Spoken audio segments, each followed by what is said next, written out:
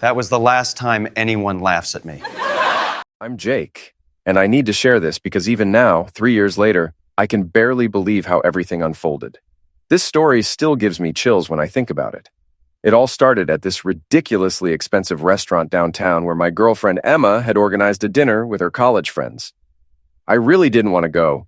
These people always made me feel like I was just Emma's temporary placeholder until someone better came along. But Emma kept insisting for weeks, so I finally caved just to stop the arguments. The restaurant was one of those pretentious downtown places where a single entree costs what I make in 3 days at my office job. Emma had specifically chosen this spot to impress her friends, and I could tell she was nervous about making the right impression. We arrived fashionably late, and everyone was already seated at this massive table in the center of the dining room. There was Rebecca, who'd gone to law school and now worked at some major corporate firm downtown. Mason, a petroleum engineer who constantly talked about his oil and gas company like he personally discovered crude oil. And Sophia, who owned her own advertising agency and never let anyone forget it. All of them had these impressive-sounding job titles that made people nod respectfully when they introduced themselves at parties. I took my seat next to Emma and immediately went into survival mode. That's always been my strategy at these social events. Smile politely, nod at appropriate moments, make the occasional safe comment, and just wait for it to be over. I ordered a beer while everyone else got expensive cocktails and tried to make myself as invisible as possible. The conversation immediately revolved around their latest career achievements, salary raises, and important projects that were supposedly changing their respective industries. Rebecca had just won some high-profile case that made the local news. Mason had returned from an industry conference in Houston, where he'd apparently given a presentation to hundreds of people.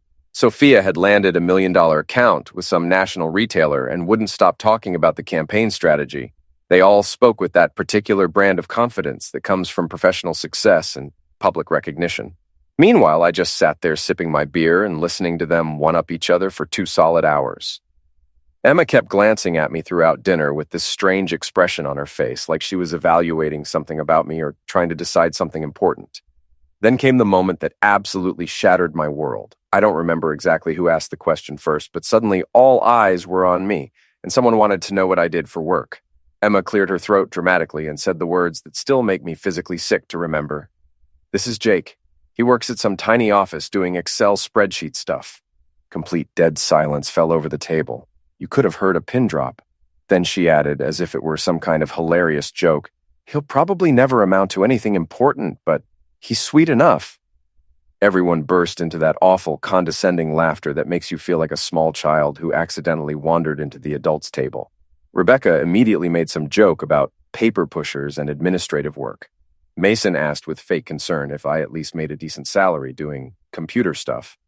Sophia chimed in with something patronizing about how support roles are necessary too, and how every office needs someone to handle the boring tasks. They all laughed again, harder this time. I didn't laugh. I couldn't laugh. I somehow managed to produce a reflexive, completely empty smile so they wouldn't notice the absolute earthquake that had just torn through my entire sense of self. But inside, something fundamental broke forever that night. Something that could never be repaired. 4 years of our relationship. 4 years where I had enthusiastically shared my work projects, my professional goals, my small but personally significant achievements with her. 4 years during which she had systematically downplayed and minimized everything I accomplished at work. 4 years of her constantly suggesting I should aim higher and look for something better because her friends all had more successful boyfriends. And there she was, presenting me like her house pet to people I had just met, reducing 4 years of my professional life to Excel spreadsheet stuff and announcing to strangers that I'd never amount to anything important. The dinner continued for another excruciating hour. They talked about exotic vacations they'd taken, expensive cars they were planning to buy, and their ambitious future career plans. I participated just enough to avoid being outright rude, making appropriate noises at the right moments. Emma acted like absolutely nothing had happened, like she hadn't just publicly destroyed me in front of her friends. When someone complimented the restaurant's wine selection, she launched into this animated story about a wine tasting tour she wanted to take in Napa Valley. When we finally got home around midnight, she went straight to the bathroom for her nightly routine, humming some pop song like it had been just another pleasant evening out. Meanwhile, I stayed in the living room, staring at the ceiling and trying to process what had just occurred. It wasn't the first time Emma had belittled my work. For 4 years, I'd been hearing subtle comments about how I should aim higher, how I should look for something better, how her friends had more successful boyfriends with impressive careers, but she had never humiliated me like that in public before, never announced to complete strangers that I was destined for mediocrity. I went to bed that night with a clarity I hadn't felt in years. I was absolutely done being invisible to anyone, especially her. I was done letting someone minimize me because they didn't understand or care about what I actually did for a living. Emma slept soundly next to me, as peaceful as always, while I stayed awake until 5 a.m. thinking. By dawn, I had made the most important decision of my life. At 6 a.m., while Emma was still sleeping peacefully as if nothing had happened, I quietly packed a backpack with clothes for several days. I left a brief note on the kitchen table. Gone to stay with Lisa for a while. Need time to think about things. Then I drove across town to my older sister's apartment. Lisa took one look at my face when she opened the door and didn't ask any questions. She just made a pot of coffee, told me to make myself comfortable on her couch, and said I could stay however long I needed to figure things out. Lisa had always been more perceptive than me about relationship dynamics and personal boundaries. The first few days at Lisa's place were strange and disorienting. Emma sent me several casual text messages. "When are you planning to come back?" And "Don't be so dramatic about everything," and "This whole thing will blow over if you just come home." Like I was throwing some childish tantrum over something completely trivial instead of having a legitimate emotional crisis. I didn't respond to any of her messages. Lisa would come home from her 12-hour nursing shifts and find me still sitting on her couch, processing everything that had happened. On Wednesday evening, she said something that completely changed my perspective on the entire situation. "Jake, I have to ask you something. In 4 years of dating Emma, has she ever once actually asked you what you do at your job?" She was absolutely right, and I realized it immediately. In 4 years together, Emma had never sat down to ask me in detail about the projects I managed, the specific responsibilities I had, or why I sometimes came home late or had to work weekends. To her, I was just the boyfriend who works with computers, and nothing more. Thursday brought the first real practical problem at our shared apartment. Emma called me for the first time since I'd left, and she sounded genuinely frustrated. "Jake, the internet went down completely and I have no idea who to call about it. I've been trying to work from home and I can't get anything done." The thing was, I had always been the one who handled all our utilities and service calls. I had all the emergency phone numbers memorized, knew all the technicians by name, and understood when bills were due and how to pay them online. I gave her the internet service provider's customer service number and hung up without any further conversation. Friday brought another panicked call. "I don't understand this electricity bill at all. It says it's overdue, but I never received anything in the mail." That was because all our utility bills came to my email address, and I had been paying them online every month for the past 3 years. I explained how to log into the electric company's website portal and hung up again. Saturday morning, while Lisa was at work pulling a double shift at the hospital, I was alone in her apartment for the first time all week. I decided to open my laptop and check my work email to catch up on anything I'd missed. What I discovered completely changed my perspective on everything. There were 5 different emails from various companies that had found my LinkedIn profile over the past few months. All of them were serious job offers with significantly better compensation and responsibilities. One was particularly interesting, a tech consulting firm in Seattle that needed someone to lead their entire data analytics department. They were offering a remote position with quarterly in-person meetings and a salary that was 40% higher than what I was currently making. That's when I realized something that should have been completely obvious. I was actually really good at what I did. Very good, in fact. Over the past few years, while Emma was dismissing my work as spreadsheet stuff, I had been quietly completing advanced certifications in database management, business intelligence, and statistical analysis. I had learned complex software platforms that most people in my field never mastered. I had single-handedly improved several processes at my current company that saved them literally thousands of dollars every month. I had automated reporting systems that reduced manual work by 70%. But because Emma had never shown any genuine interest in my professional development, I had gradually stopped sharing my achievements with her. I had stopped talking about the recognition I received from my supervisors, the cost-saving initiatives I implemented, and the additional responsibilities I had taken on. Monday morning, I went to work with the clearest mind I'd had in months. My manager, Kevin, immediately asked if I was feeling better. Apparently, the positive change in my demeanor was that obvious to everyone around me. During my lunch break, I decided to call the Seattle company that had contacted me. The phone conversation lasted over an hour and a half. They were incredibly impressed with my background and experience. They explained that they needed someone who could build their analytics department from scratch, implement new data collection systems, and train junior staff members. Everything they described sounded like exactly what I had been doing at my current job, just on a much larger scale with proper recognition and compensation. They invited me to fly out for an in-person interview the following Thursday, with all expenses paid. That afternoon, I received Emma's first genuinely worried message since I had left. "Jake, please come back home immediately. The water heater broke completely, and I don't know who can fix it. I called 3 different plumber services, but none of them can come until next week. I've been taking cold showers for 2 days." I read her message 3 times, looking for any acknowledgement of what had happened at the restaurant, any apology for humiliating me in public, any recognition that she had deeply hurt me. There was nothing, just practical annoyance that things weren't functioning properly without me there to handle everything. I replied with basic information. "The plumber's name is Mike Rodriguez. He's in my phone contacts under Mike, emergency plumber. You can pay for expedited service if you want him to come sooner." Then, I didn't respond to anything else. Wednesday evening, Lisa came home from work and found me packing my clothes into a suitcase. "You're leaving already?" she asked with surprise. "I have that job interview in Seattle tomorrow morning. If it goes well, I'm planning to make some major changes in my life." Lisa smiled broadly. It was the first time she had seen me make a significant decision without consulting Emma first, without seeking her approval or permission. "Good for you," she said. "Emma's going to have to learn to appreciate what she had." The interview in Seattle on Thursday was absolutely incredible. The company was everything I had been looking for without even knowing it. Innovative, rapidly growing with a young but highly experienced team of professionals. The office was modern and collaborative, with state-of-the-art equipment and a corporate culture that actually valued analytical thinking and data-driven decision-making. They offered me the position on the spot with a 40% salary increase, comprehensive health benefits, stock options, and the opportunity to build their analytics department from the ground up. Most importantly, they showed genuine respect for the work I would be doing. They understood the value of data analysis and strategic insights. I accepted their offer immediately and gave them 3 weeks' notice to relocate. I returned to Lisa's apartment Friday evening, feeling absolutely euphoric for the first time in months. I had a new job, a new city, and a completely new future ahead of me.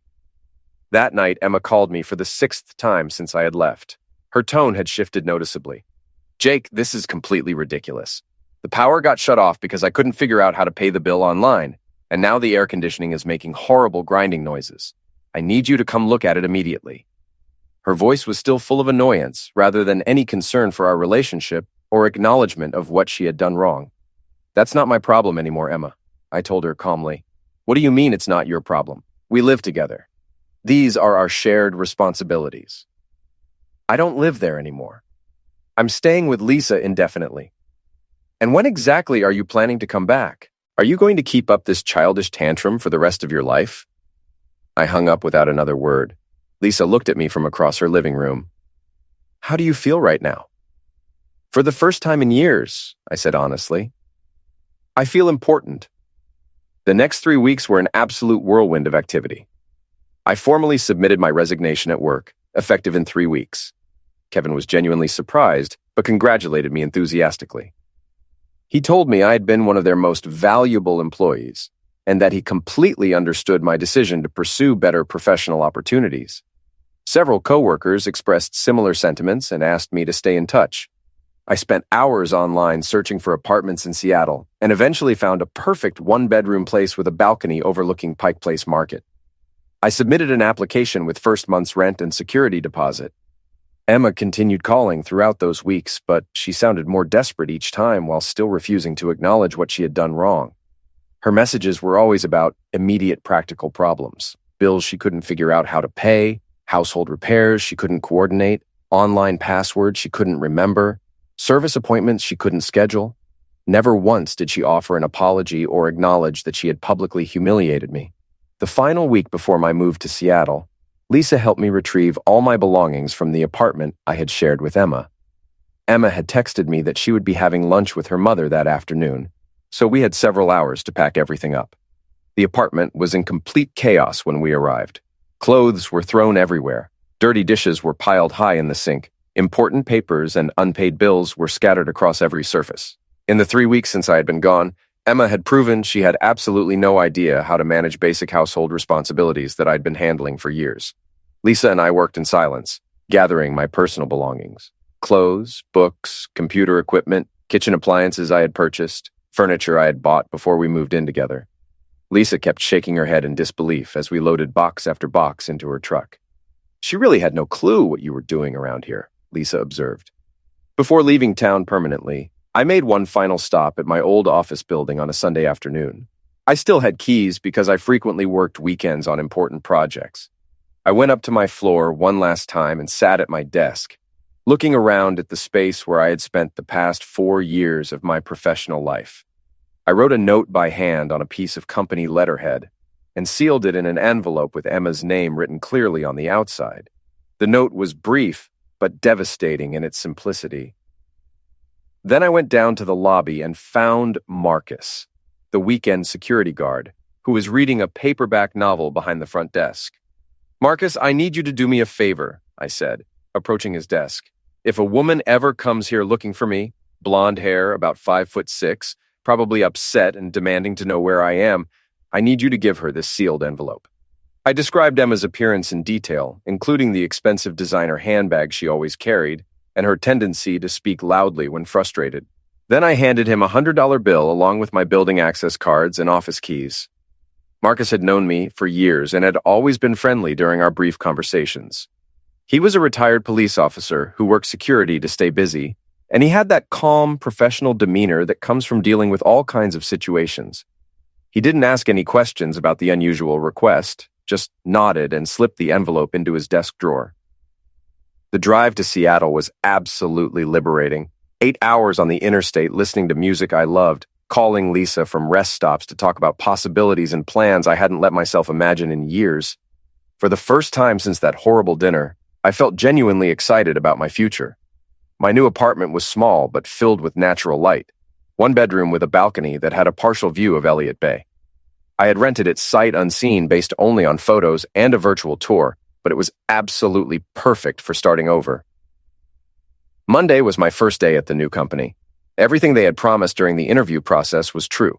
Modern offices filled with collaborative workspaces, brilliant colleagues who were passionate about their projects, challenging assignments that would actually utilize my analytical skills. My supervisor, Michelle, introduced me to the entire team as our new analytics director who's going to revolutionize how we approach data insights and strategic planning. Nobody laughed. Nobody made condescending remarks about computer stuff or spreadsheet work. They treated me exactly as what I was, an experienced professional who was there to add serious value to their organization. During my first week in Seattle, Emma's phone calls continued, but something fundamental had changed in her tone. It was no longer just frustrated annoyance. It was genuine panic. Friday afternoon of my first week, I received a text message that said, "Jake, I'm driving to your office Monday morning. We need to have a serious face-to-face conversation. This situation has gone on way too long." I didn't reply to her message. That entire weekend, I couldn't sleep properly. I knew that Monday would be the day Emma finally discovered what had really happened, and for the first time in weeks, I felt genuinely nervous about the confrontation. Monday afternoon around 2 o'clock, my phone rang with an unfamiliar number that had my old city's area code. I answered hesitantly. "Jake, this is Marcus from your old office building." His voice sounded shaken and confused. "Hey, Marcus, what's going on?" "That woman you told me about, the blonde one. She showed up here this morning asking for you." He paused for a long moment. "Jake, she completely lost it when she read your note. Started crying hysterically right there in the lobby. I had to get her some water and tissues from the front desk. Then she just ran out of the building." I was quiet, processing what he was telling me. "Jake, are you still there?" "Yeah, I'm here. Thanks for calling to let me know, Marcus." "Jake, what exactly did you write in that note?" I smiled genuinely for the first time in days. Just the truth, Marcus. Nothing but the absolute truth. About an hour later, Emma left a voicemail message on my phone that was nearly 3 minutes long. She wasn't crying anymore. She was absolutely furious, and I could hear that familiar edge in her voice that appeared whenever things didn't go according to her plans. You left without telling me anything about your real plans or where you were actually going. You quit your job behind my back and moved across the entire country like a complete coward who can't face his problems. Is this honestly how you solve relationship issues? 4 years together, Jake. 4 years of building a life together thrown away because your feelings got hurt at one dinner with my friends? There was a long pause where I could hear her breathing heavily. And now I find out you were actually important at your job this whole time, that you had all these opportunities you never told me about. How convenient that you never bothered sharing any of this information with me.